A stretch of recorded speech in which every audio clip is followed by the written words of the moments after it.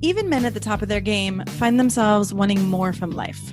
Whether it's more meaning, unshakable confidence, a bigger impact, more money, deeper love, a hotter sex life, or a powerful legacy. Find out how good your life can be on this episode of Man Alive. Also, as I've supported men in their love and work lives for 15 years now, many men have asked me for the right words to say to be more attractive, desirable, and more of a leader. And I've found it's not so simple as giving scripts or lines. Because at the root of a connected and affectionate relationship and being more effective and inspiring at work is your ability to influence others. But most often, influence is not gained or lost with words. It's from what I call the invisible factors. So I created a quick guide for you called 3 Ways Men Lose Influence at Work and with Women, so you can understand how these invisible factors work and what has women and colleagues both more inspired to say yes. I think you're also going to be surprised to find out the moment when your influence actually begins. So grab the guide for free at shanajamescoaching.com/3ways. That's shanajamescoaching.com/3 and the word ways, WAYS. Or you can text ALIVE to 44144. That's the word ALIVE, ALIVE, to 44144. I hope you enjoy the guide and this episode. Hello and welcome to this episode of Man Alive. I'm your host, Shana James, and I'm excited to be here today with Bryan Reeves. Bryan, welcome. Hi, Shana. Pleasure to be here. Thank you. Yeah, Bryan is a relationship coach and workshop facilitator, and we are going to dive into the topic of your heart today. And, there's a lot of talk these days about emotional intelligence and intimacy and connection and love, and it's becoming more part of the common culture, and men are being asked to step up.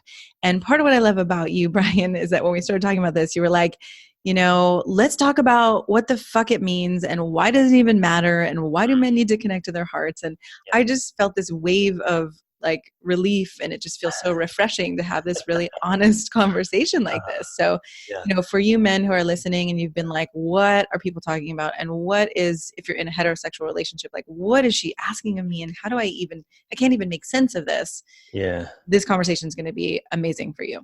Yeah. Well, I grew up on the East Coast. Me too. And, so that's why it excites you. I love California. I'm glad I live here, but I wasn't born here. So for me, it's not like just some obvious notion. Yeah, man, come from heart, live in your heart, bro.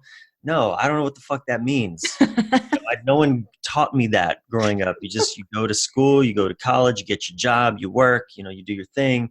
Heart, what the hell is that? That's for winning football games in the last few seconds, or that's for going harder on the wrestling mat. That's what heart meant to me growing up as a boy and then a man. Yes. It had nothing to do with relationships or intimacy. No. And I want to give you a quick introduction. And part of, again, what I love that you bring here is that you are a former U.S. Air Force captain. Yeah. And so, you've interacted with many, many people in the military. And then you became an author, coach, and speaker, and that you've been through a lot of your own dark nights of the soul after, as you describe it, hurling yourself into the transformational fires of intimate relationship over and over again. And, you have a master's degree, in human relations, and you've been coaching men and women and couples to create thriving relationships. And, you have a blog, Choose Her Every Day or Leave Her, and 2 books, including the latest, Tell the Truth and Let the Peace Fall Where It May. Peace, P-E-A-C-E.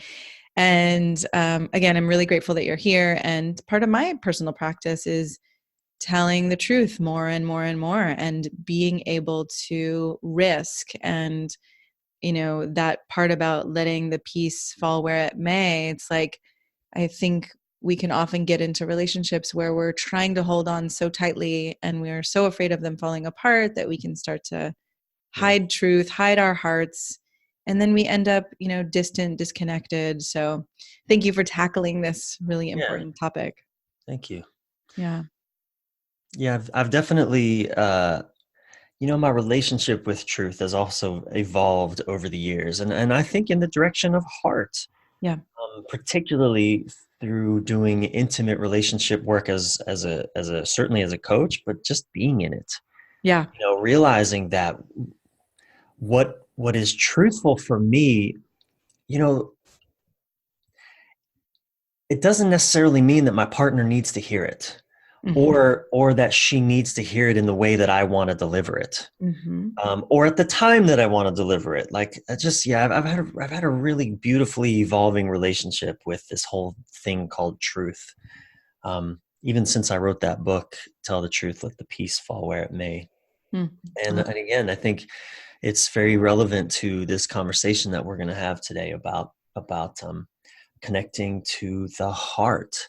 Yeah. Um, And I and know you said you worked with a senior military commander who yeah, came to you because he somehow recognized his heart wasn't awake or feeling alive. So I'm curious if you can tell us a little bit about that and how he even knew that. yeah, that was about maybe 4 years ago. Yeah, it was about 4 years ago. A man came to work with me. He was a colonel in the Air Force, so lifelong military guy and pilot. He'd flown over in the Gulf Wars, and now he was commanding legions of men and women in sort of combat missions as well. And before he came to work with me, he had a dream.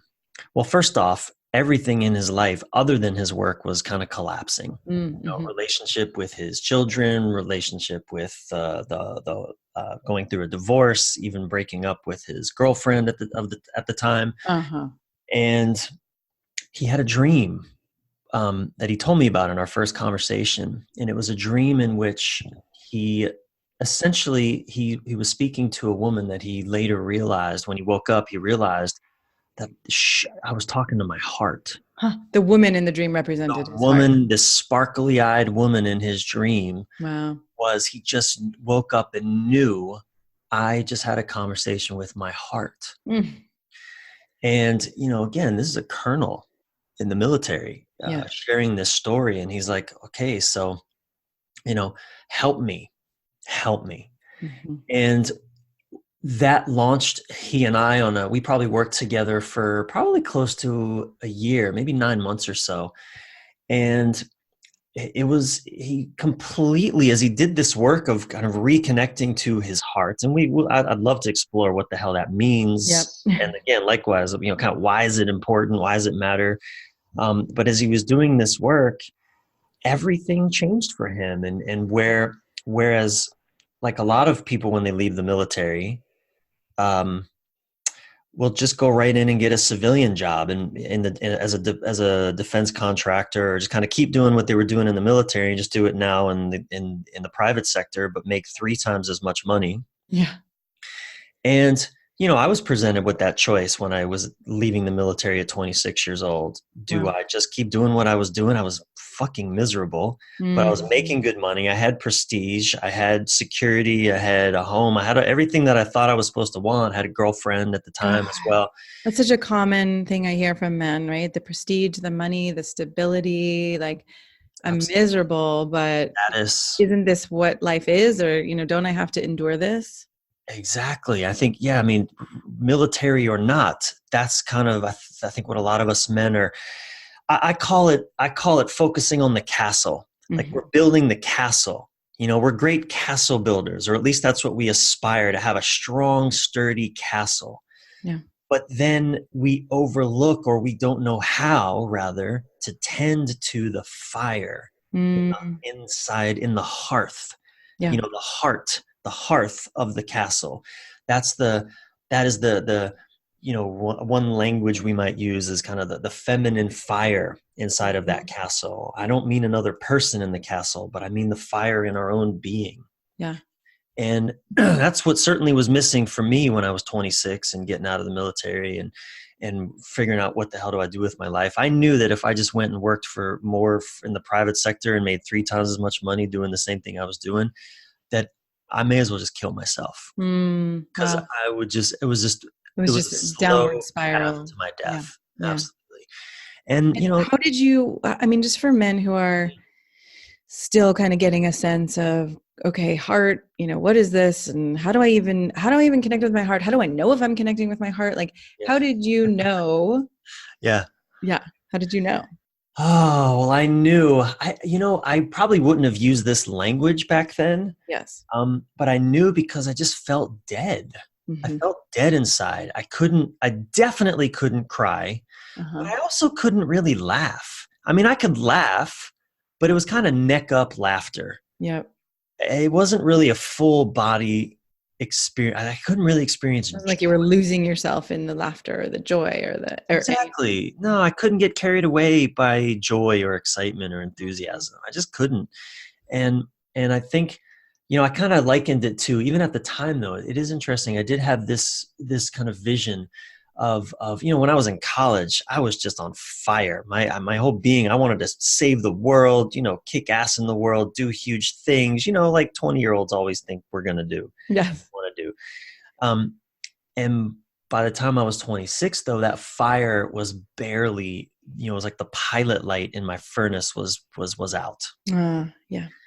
And so I just knew, I just could feel, I felt empty in Yeah. what I was doing. It was meaningless and pointless, and someone else can do this. The Yeah. world doesn't need me to do this. That was kind of my attitude about it. Got it. I mean, I'm not needed in this. yeah, it's interesting too when I think about these days where we have so much to occupy our attention. I mean, there's always been TV and news and media, but these days with our phones and our gadgets and everything, I mean, we can outrun, and I think a lot of men do outrun um, this sense of emptiness or isolation or deadness until sometimes, and I hear this from men, sometimes it's like laying awake at night, just with this the grip of fear or that sense of something is wrong, or waking up in the morning like with the morning dreads. And Yeah. then I've seen other men who've come in and um it hasn't been as acute in a way, Yeah. but something, it's either like a relationship ended like you said, or a promote there was being passed over for a promotion, or a relationship with a kid, or sometimes it takes another person and an interaction with another person to really see, Yeah. oh, something's not right here, something's not working here. Yeah. I actually feel very fortunate that the military was so painful for me, Mm, because it really forced that confrontation with yes. with my disconnect, my internal disconnect. And you're so right. I think for a lot of men, we can kind of just make do with what we're doing. And it's interesting. Even this morning, I was telling my partner, because I've been feeling really pulled in a million different directions this year, and there's so many great things happening in my business and in my work, but I'm at a point where I feel like, okay, I need to take a step back, because Yes. I'm starting to get angry at my own Uh-huh. work. I'm Uh-huh. starting to get resentful at what I'm asking myself to do every day. And I was Mm. telling her this morning, I think I might just take July off of Yeah. social media, for example, Yeah. just to quiet, not even me checking social media. I don't really have a problem with me being on social media too much. It's running a business on social media Uh-huh. that is taking so much of my creative energy, and I'm starting to feel the resentment towards it. And that's Mm. all pretty much always. Important to listen to. Absolutely. That is such an important sign for me. It's evidence that I'm choosing to engage in activities that maybe they're not in alignment with Yes. my deeper kind of soul's calling just at the Yes. moment. Well, and like, right. So first of all, what I'm hearing is you recognize that you could actually be happy, or happy might be too, general of a word, but like you could actually love what you do. You could actually feel inspired on a daily basis. And so that level of life satisfaction, your bar is raised, I think, in such a way from where some men sit, that it's like, oh, I Yeah. deserve this, to be happy. And then to listen, like, and to feel that anger or that resentment and realize this doesn't have to be a crisis. It doesn't have to mean I leave my job or Right. completely change everything or leave my relationship. but okay, what's one small step? What could I do this week or this month That's to right. actually feel better? Absolutely. Yeah. It doesn't require huge dramatic shifts necessarily, but it almost certainly does require a creating, how would I say this, kind of shutting down a lot of the noise Yeah. for at least a time. And whether that means, and actually, part of the reason I'm thinking of doing this in July is because I'm going on a men's retreat to Norway in the middle of the month for about a week. And me and my lady are taking a week off next week and just not working Mm-hmm. here, just kind of a staycation. And I'm realizing it's really such a potent moment for me to shut down all of that fucking noise of the world for just a little bit so I can reconnect Right. Listen to to you, find myself. out what really is mattering, and in all of the noise of all the amazing things happening, right? Where are you and in this Absolutely. service that you're being to others? Absolutely. And I can't do that while I'm still programming and creating Instagram posts every day. Right. Yeah. It's just especially if it's making me angry to do it. Well, and I love that because, someone else listening might be like, well, you could. And in a way, you could if you were overriding those parts of yourself. But Totally. we're having a different conversation about, no, Absolutely. that's not the point here. Absolutely. And I could, and I've done it for a lifetime. I Right. did it in the military for the 10 years that I was in, Yeah. and it crushed me. It Yeah. damn near, it destroyed my passion for life. Yeah. And I think you were saying, I don't know if maybe before we were recording, but one of the about men committing suicide. That's where I was going to go with this. Yeah. And what I was kind of shocked to learn, although it doesn't surprise me, that the highest demographic of people who commit suicide, at least in the U.S., is essentially white middle-aged men. Mm-hmm. And it doesn't surprise me. I'm actually one of those now. I'm a white middle-aged man, and I think. But I just have a theory about that, and I think I don't know. I'll just share this. Yeah. But I think my theory of that is that, first off, white men, we're the ones that are supposed to get everything we think we want. And so then either we get it Yeah. and it doesn't work, Mm-hmm. it doesn't light us up, or we don't get it and we thought we were supposed to. Yep. And so we're angry and pissed off and hopeless and basically, well, let me just get me out of here. Yeah. It's kind of my quick theory, but it all comes back to still the lack of connection to heart. Yes. The noise in the brain and the lack of just being able to connect to our own internal fire. Yeah. So, okay, can you say more about that? So when you're talking about connecting to your heart, and for a man who's listening and is like, this sounds like Greek or Egyptian or whatever, how do you guide men to connect to their hearts? So one of the things that I think in any good men's work, one of the first things we start to do is learn to feel our bodies again. Yeah. Or maybe for the first time.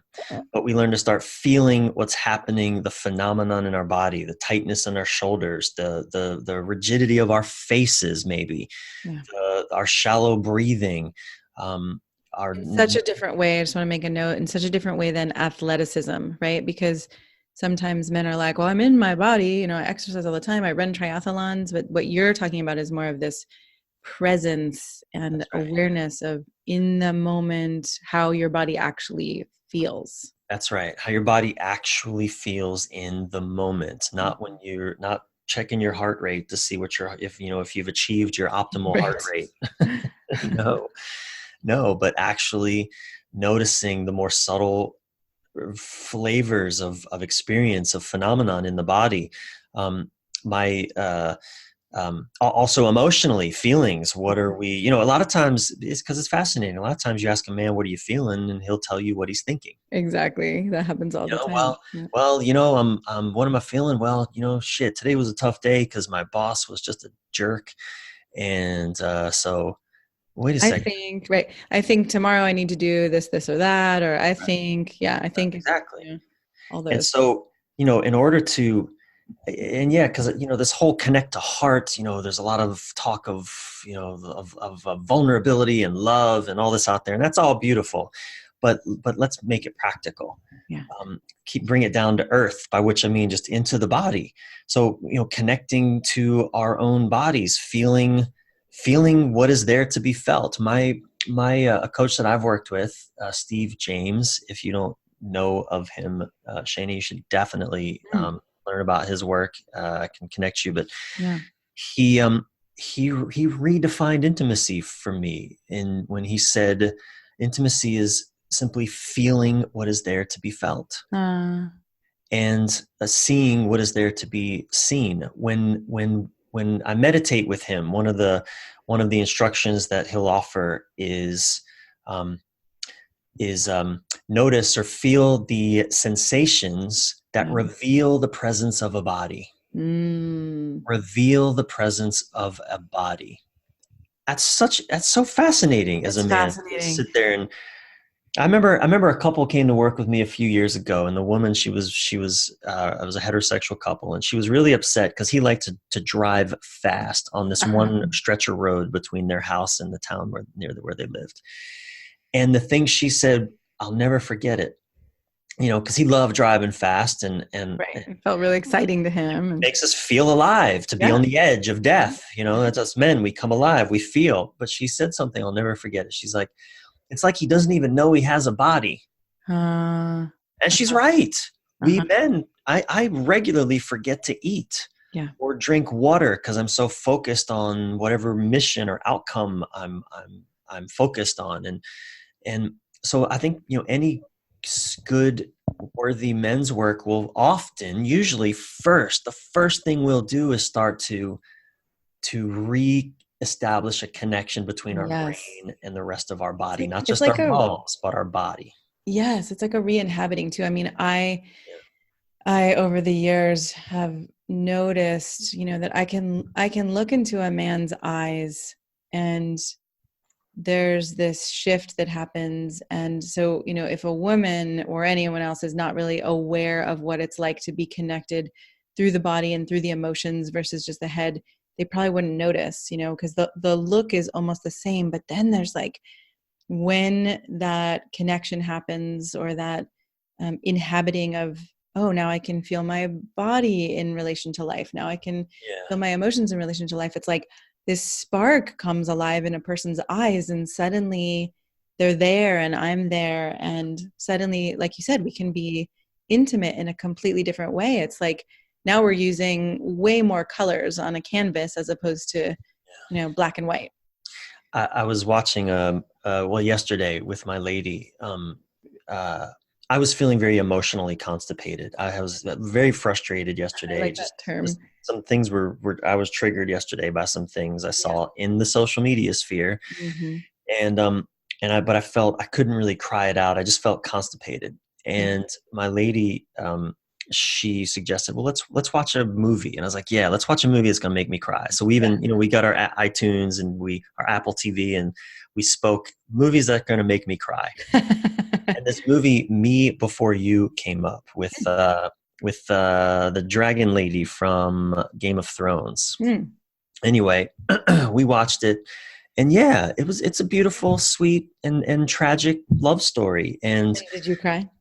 I'm bawling at the end, and I looked at her at the end, and I said, babe, I really get it's got to be so hard being a woman on this planet. And I said that to her only in the context of knowing she feels everything all the time. Yeah.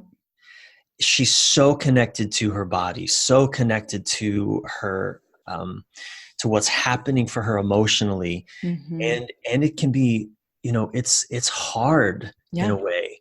I know it's really overwhelming. And I think, especially then as a man coming into your body, when you haven't been familiarized with it your whole life, right? Suddenly to be like, whoa, I'm feeling that over there and this over here. And now she's feeling sad and I can feel it. And what am I supposed to do? And how am I supposed to fix this? And like all of that starts to happen.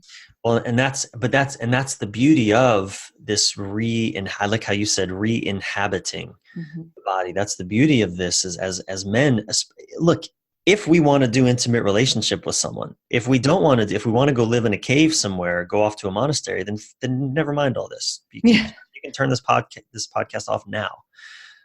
But if you want to do intimate relationship, the learning to feel your own body, learning to really feel what's happening inside your body, the sensations that reveal the presence of having a body, and also though emotionally, the emotional rhythms that are moving. When I got out of the military at 26, I couldn't feel any of that. Yeah. And I tried to do intimate relationship from that place. What happened? It was a disaster. Yeah. It was an absolute disaster. I had great intentions, but I couldn't feel anything. And so all that resulted was angry women. Uh-huh.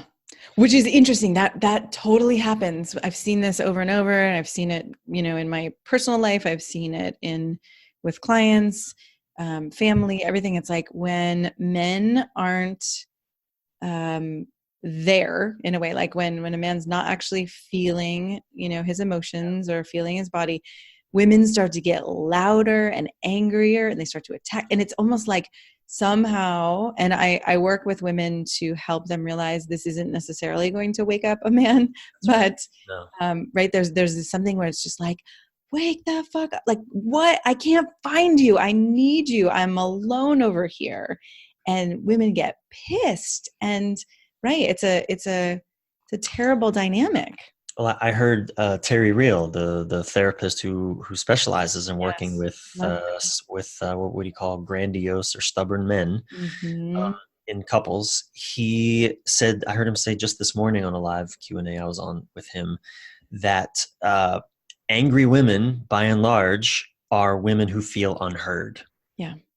And I realized that, look, I could hear a lot, but I didn't really hear what right. You're kind of listening, but not really getting it on those deep. I'm analyzing. I'm evaluating. Is this valid? Is what they're telling me valid? And if I can't feel it, then it must not be real for them either. And right. So then there's that dismissal. Totally. Mm-hmm. Absolutely. So yeah, it was disastrous to do intimacy that way. And when I show up in that way in my current relationship, I'm with my lady for 4 years now. And when I have an episode of, well, if I can't feel this, it must not be real for you either, then it goes sideways immediately. But when I'll do a practice of, I'll notice when I'm with my partner, if we start to disagree in a way that can become heated, I first will look at my body language. How am I holding my body? Are my arms crossed? And they often are. Is my body turned away from her? It often is. Like I'm protecting myself. Yeah. I love that recognition too, right? Oh, I'm protecting myself. And there's an amazing book called Undefended Love. And, really looks at that place of like, well, what are we protecting anyway? Right. That's right. And I'm usually just protecting an old wound or a belief, right, that I'm practically willing to die for. Right. That belief that you need to be strong, you need to hold it together, you need to be the rock. I mean, all those. Or I need her to not feel bad. That's a big one. I need her to not feel bad, because if she feels bad, then that must mean I'm a fuck up somehow, and I can't have that. Yeah. And I know my intentions are good, so she needs to get with the program so that this aligns. This aligns exactly. Yeah.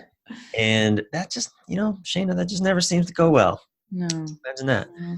Well, I think we are getting to the why does it matter, right? I mean, it matters in relationship, because without men, you listening, without being connected to your heart, your emotions, your body, right? There's a whole, there's so much of intimacy that doesn't get to happen. And then we're in these analytical relationships, or for a lot of men, it feels like friendship, or, we've become roommates. We're not even having this love or sensuality. So there's that part. And then I'm wondering if you can speak to the why does it even matter, even beyond relationship, right? Just for a man on his own, living his own life. Yeah, absolutely. It is about relationship again, but relationship to my own life, to my own joy, to my own satisfaction, to my own deep fulfillment. I think when I was living out the program that I have to do what the military wants me to do, or I have to do what someone else wants me to do, or whatever that looks like. I have to pay the bills. I have to go to college because that's what mom said. Mm-hmm. I have to study math because I'm good at it. I don't like it, but I'm good at it. So I guess I have to do that. Yeah. I, you know, I had no relationship with my own heart, with my own deep, deep yearning is another way of saying that. My own longing, my own excitement, my own curiosity. And again, if I'm not connecting to my own heart, and again, by which I just mean I'm not kind of in love with what I'm doing every day, or at least Mm-hmm. at least um at least enjoying the life I'm choosing, then I'm going to be a miserable person to be around. And Yeah. I've been I am a miserable person to be around when When that happens. that starts to happen. And I can feel like even these last few weeks, I'm starting to feel that same. And I love my work, Shayna. I love what I do. I'm so in alignment with what I'm doing. But I think what's happening and is that the way that I'm doing it is starting to become Yes. out of alignment. Yes. So Right. it's It almost feels like like a you're kind of overextending, or there's more that yeah. you're giving than. Or I'm not making there's a particular choice I'm not making to kind of move in a direction. I'm still generalizing Mhm. in a way where something maybe is agitating me Uh-huh. to commit to a particular Right. I mean, direction. this is exciting. I mean, I can feel how this, for so many people, not just men, right? But that moment can be really risky and terrifying. And there's also this excitement of, okay, what are you going to discover, and how does it matter and create a deeper, more meaning and um, more impact, more ability to actually feel like your life matters to yourself. Yeah, and I think like these moments, I used to call them the crossroads. Now Yes. I tend to call them more confrontations. Interesting. But not a confrontation with someone else, a confrontation within myself, a Mhm. confrontation with an old pattern, an old belief, an old fear, an old wound. Um, I see this in relationships particularly when men tend to, I wonder your experience, but particularly when men hit our late 30s, early 40s, Mhm. we tend to hit a confrontation with our adolescent psychological resistance to taking responsibility. Uh-huh. And it's usually an intimate relationship that's the catalyst for us to go, oh shit, okay, I better become a man now, which Yeah. means it gives men take responsibility. Men, adolescents, we don't want any responsibility. We just want to play Play. and adventure. And that's an important stage in our lives for sure. Yeah. But when it comes to taking responsibility and committing, really is what that means. Committing to a Mhm. direction, whether it's a relationship or work, some career purpose, or even just committing to figuring out what that is. Yeah. That's a commitment. Being committed to finding it. That I think that very much that is a path of heart. Yeah. That is a path of discovering heart. When I worked with this Mm. colonel, kind of bring it full circle, Yeah. when I worked with this colonel, he was at a confrontation. He'd been in the military for 22 years maybe, so he could retire any day now. And he was faced with the decision, as I said earlier, do I just keep doing what I'm doing and get paid 3 times as much, but this isn't really lighting me up. Yeah. I feel empty inside. And so he hired me. We worked together, and what he decided to do, and I don't give advice, but what he figured out for himself, he decided rather than just take another job, he was going to take a year off Mm. and just go travel and get in his truck and just go travel the states, do some workshops, kind of visit some places he'd wanted to visit, just again, kind of quiet all the noise down Nice. so he could hear his heart. Uh-huh. And that is a commitment, the commitment to as I said, like just figuring it out, finding it, whether that means hiring somebody, whether that means, it doesn't necessarily mean leaving a job or leaving a relationship, Right. but it probably does mean quieting some noise and getting support. hiring somebody, or again, reading books, or going to workshops. I mean, my journey's been all over the damn map in that regard. Um, but I think, again, it just comes back to, I know I can't show up for my lady and for our relationship in my body if I'm not connected to my own heart, to my own passion, to my own joy for my life. Yes. I'm just not a pleasant person to be around when I'm disconnected from my heart. Thank you. And thank you for admitting that, right? And so it's not like you're above and beyond that, and for modeling that. And also, I like what you just said too around passion and joy. And so if it feels strange for you listening to be like, oh, I'm connecting with my heart, right? It's like I'm connecting with my passion, my joy, my zest for life, my aliveness, my love for myself, my love for other people, right? To me, that kind of fleshes out, okay, what even is your heart? And the ability to be impacted by people, not just think about, or like you said, analyze, or, put something in the box of right or wrong, but to really, to have more of a deep connection and intimacy with others. So thank you for supporting men with this. And I'm curious, what do you want to leave men with on this topic? Yeah. Well, I want men to know you're not supposed to figure this out alone. Mm-hmm. There is solitary work to do here. When I ran away from the military, there was no YouTube. There was no Facebook. Yeah. There was barely email. This was in the year I got out when I was in 2000. And so I threw myself into crisis by myself. I didn't hire a coach. I didn't even know coaching was a thing. Yeah. Therapist, what's that for? Why would I do that? Nothing's wrong with me. That was my attitude. Right. I just wandered, and it was a fucking really hard path to walk by myself. And I hit some bottoms and went through some really awful dark nights of the soul in that journey. And, we really live in a day and age where we don't have to look, there's still going to be these confrontations. It's not going to be easy, but we were never supposed to do this alone. No. And we're definitely not supposed to do it alone today. Yeah. And so that's the message that I want to leave, whether you're called to work with a man or work with a woman or do men's groups or whatever it is, but just know you don't have to do this alone. In fact, I don't encourage you to do it alone. Thank you. Yeah, I mean, I think that's part of the problem, and part of that lack of aliveness does happen when there's isolation, in a sense like, well, I can't admit this to anyone, or I can't show these parts of me to anyone, these parts that don't feel up to snuff, or, so I love that you're bringing that piece of, find others, find one person you trust, or seek out, someone like us who actually does this work, and let yourself be held. And for many men, that's never really happened in this way. Yeah. Especially in this domain, we'll get business mentors or coaches for the basketball court, for our basketball skills, but not for our relationship skills, and again, relationship to self skills. Yeah. And that's where it's probably more important than any of that other stuff.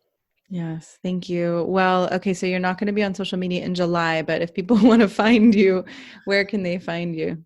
Well, my website, Bryan with a Y, BryanReeves.com, really is one-stop shopping. And I probably will have my social media manager still be rocking out on social media. And I mean, it's my business. I'm not going to disappear from it altogether. And again, I'm just floating. I wouldn't fault you if you did take some time off. Thank you.